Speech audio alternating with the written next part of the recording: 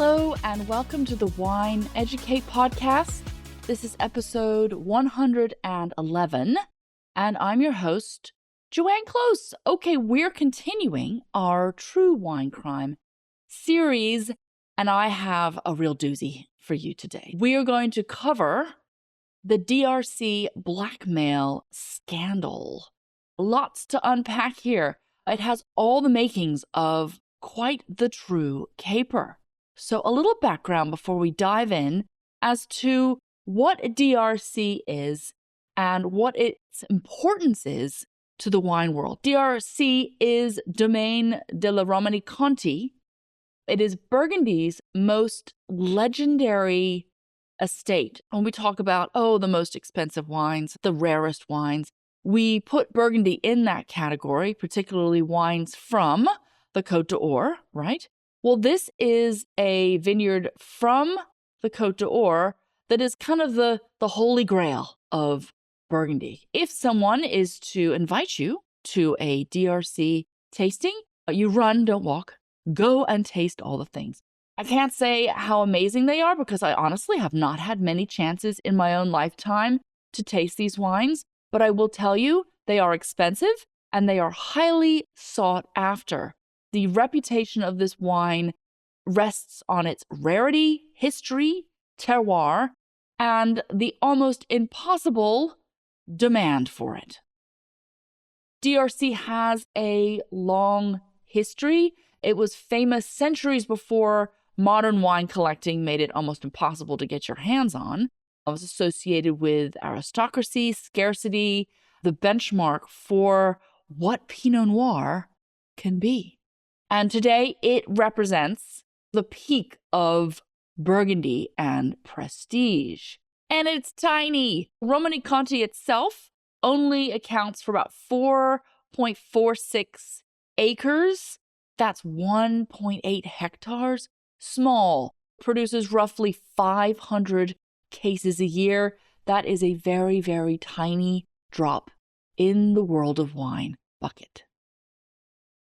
All right, we are going back to January 2010 when our hero, I'll just call him our hero because I think he's a swell guy, is Albert de Villan, received a package at his home. So who is this gentleman?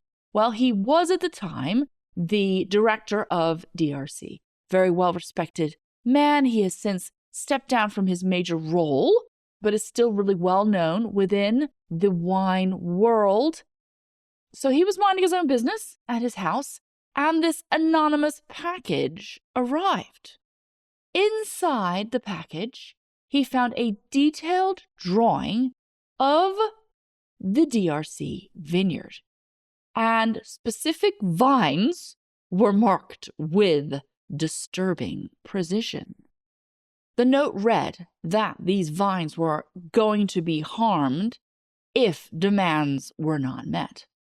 Then a second package arrived, maybe a few weeks later, and this one claimed that, some vines had already been damaged, poisoned, destroyed. Again, it illustrated on the map which vines they were referring to. They then demanded 1 million euros or more vines would be destroyed. And they illustrated the other vines that were in danger of being poisoned. This threat was not an empty threat. They went to the vineyards, discovered that yes, indeed, X marks the spot, and the vines that the villain had said he'd poisoned, indeed, holes had been drilled into the earth and a liquid had been injected into this hole, which was later found out to be herbicides. And it was confirmed that the vines were indeed dying. Looking around the vineyard, they discovered that about 80 other vine sites also had similar holes drilled down into the earth. And whoever was doing this knew what they were doing. They were drilling just enough so they could really access the roots, and they knew that that would be fatal to the plant. This threat was real, and this individual was demanding money be delivered in a suitcase, because that's how you deliver cash, at a disclosed location. So at this point, the authorities were called. And This was pretty disturbing because this was not like a bottle was faked or a case of wine was stolen. This attack, which was already been taken out and more attacks threatened to happen, was happening on the vine itself, at the very place where the wine comes from. And in Burgundy, this is an attack on the terroir itself. So what does this really mean? Financially, one vine out of many may not seem to be such a big deal. But again, this land is really small.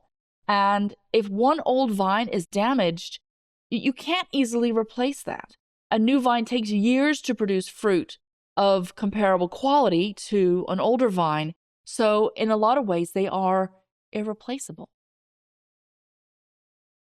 Another thing that scared folks in Burgundy was that this had not been done before. So now, as Villan said, this was like in the air. It felt like the door had been opened so that others could do this as well. It was all just a bit scary. Turns out it was not just DRC that was also under attack. Other vineyards in Burgundy had also been targeted at the same time. Indeed, they had also had vines that were poisoned. So this is a larger extortion scheme. Who is the person behind this? Enter Jacques Solti.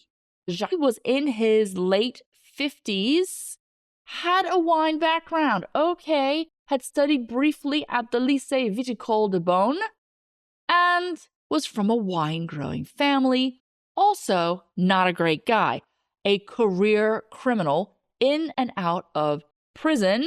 And it was said that he concocted this new scheme, this vine extortion scheme, during his last stint in the slammer.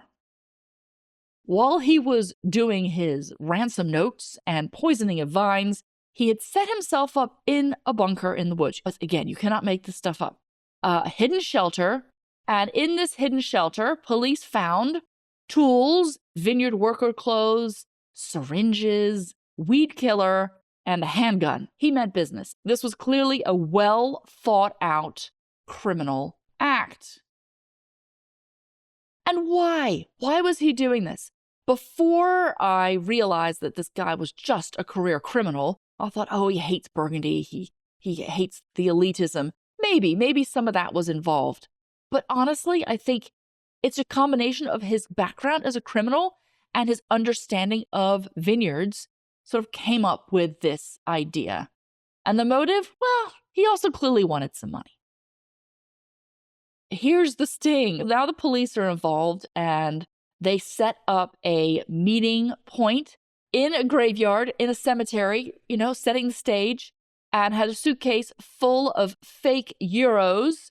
They left the money, and Solti came to get his money and was arrested. They put Solti in jail and were getting ready to persecute him. And sadly, he committed suicide in prison. So that was the end of that case.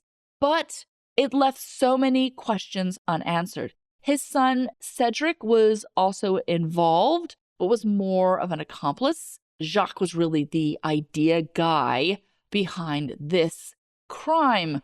So many questions were left unanswered. But the damage had been done. This really shook Burgundy to its core, realizing that this could be something that could happen, that the vines were in danger and could be killed, causing catastrophic damage. And the fear that others may copy and do it in the future. Security was tightened, cameras were put up, measures were tightened up. But again, these are large open fields. This is farming. Many winemakers just physically and financially cannot put these measures in place. I liken this to the Tylenol scandal, when people were putting poison in Tylenol. And before that, you would never dream that someone would do that. And now all Tylenol has that seal, so you know it's not been tampered with. Well, this is what happened with this extortion case. Put these higher-end vineyards in Burgundy on high alert, and they were aware that this sort of thing could happen. If you're thinking, this story is wild, Joanne, someone should write a book, well, somebody did. If you want to know more about this extraordinary tale, you could read Shadows in the Vineyard, the true story of the plot to poison the world's greatest wine. Pretty good title there. If you have not done so already, please subscribe to the newsletter to get your WSET quizzes and study tips. I have also just released our spring trips. We have a boot camp trip and a week-long level 2 trip. Each trip is open to 14 people. We're keeping it nice and small, so I do hope you will check it out. And if you're interested, sign up. All right, friend, I hope you enjoyed our second installment of True Wine Crime, and I will talk to you again next week.